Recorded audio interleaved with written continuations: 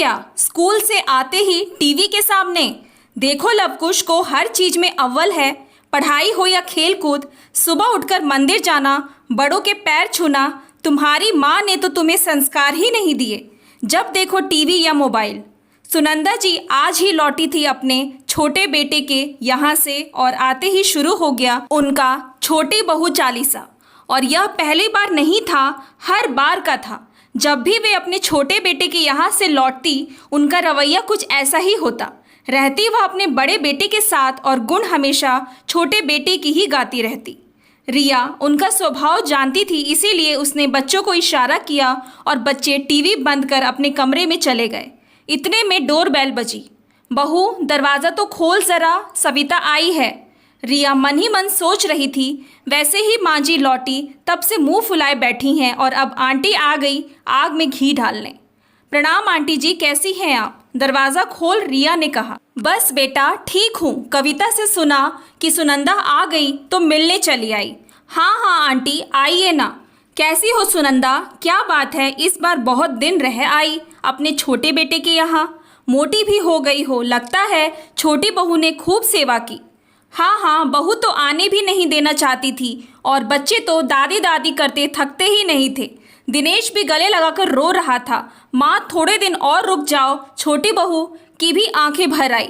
पर तू तो जानती है ना इन्हें जो यहाँ अकेला छोड़ गई थी।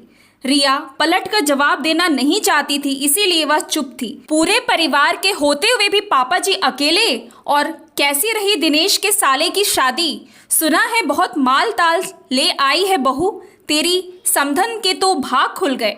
बहुत धूमधाम से हुई शादी और समधन ने तो मान मनुहार में बिल्कुल कसर न छोड़ी।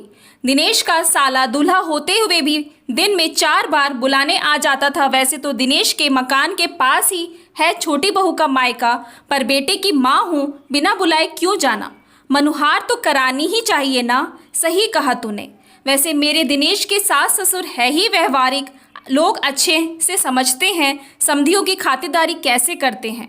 ठीक है सुनंदा, अब आराम कर, सफ़र से लौटी है, थकान भी तो होगी। हाँ हाँ, वैसे तो छोटी बहू बार बार हवाई जहाज़ के टिकट करवाने की जिद कर रही थी, पर मैंने ही मना कर दिया।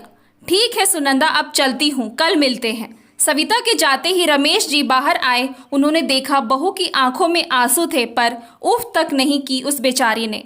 आज उन्होंने तय कर लिया था कि सुनंदा की अकल ठिकाने लानी ही होगी। यह क्या हर बार बहू कुछ बोलती नहीं, इसका मतलब यह थोड़े है कि उसे बात बेबात ताने देती रहे। क्या बात है सुनंदा, आई तब से बहुत खुश हो। छोटी बहू चालीसा गाते जा रही हो, लगता है बहू ने खूब सेवा की।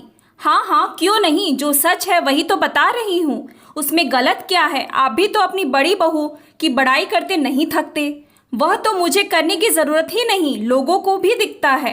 पर तुम क्यों भूल जाती हो जिन समधियों की तारीफ के पुल तुम बांध रही हो ना? लगता है भूल गई वे दिन जब उन्होंने हम पर दहेज प्रताड़ना का झूठा आरोप लगाया था, और जिस छोटी बहू और बेटे के नाम की माला जप रही हो ना, जायदाद के लालच में आकर हमें घर से निकाल दिया था। फिर भी माँ बाप की सेवा को अपना फर्ज समझ हमें यहाँ ले आया। सुनंदा, दूर से डूंगर सदा ही सुहावने लगते हैं। छोटा बेटा समझ तुमने माफ कर दिया, अच्छी बात है, पर कम से कम जो बुढ़ापे का सहारा है उन्हें तो मत धिक्कारो। रिया की सेवा का गुणगान ना भी करो तो उसे कोई फर्क नहीं पड़ता, क्योंकि हमें वह अपने माता पिता के समान मानती है और हमारी सेवा वह अपना धर्म। पर उसके संस्कारों पर तो उंगली मत उठाओ। यह उसके संस्कार ही हैं जो इतने ताने सुनने के बाद भी चुप है। सुनंदा को अपनी गलती का एहसास हुआ और उन्होंने अपनी बहू को गले से लगा लिया। रिया को भी आज उसकी सेवा का फल मिल गया। पापा जी के दिल में अपने लिए इतना सम्मान देख उसकी आंखें भर आई। Thanks for watching. Please like and subscribe my channel.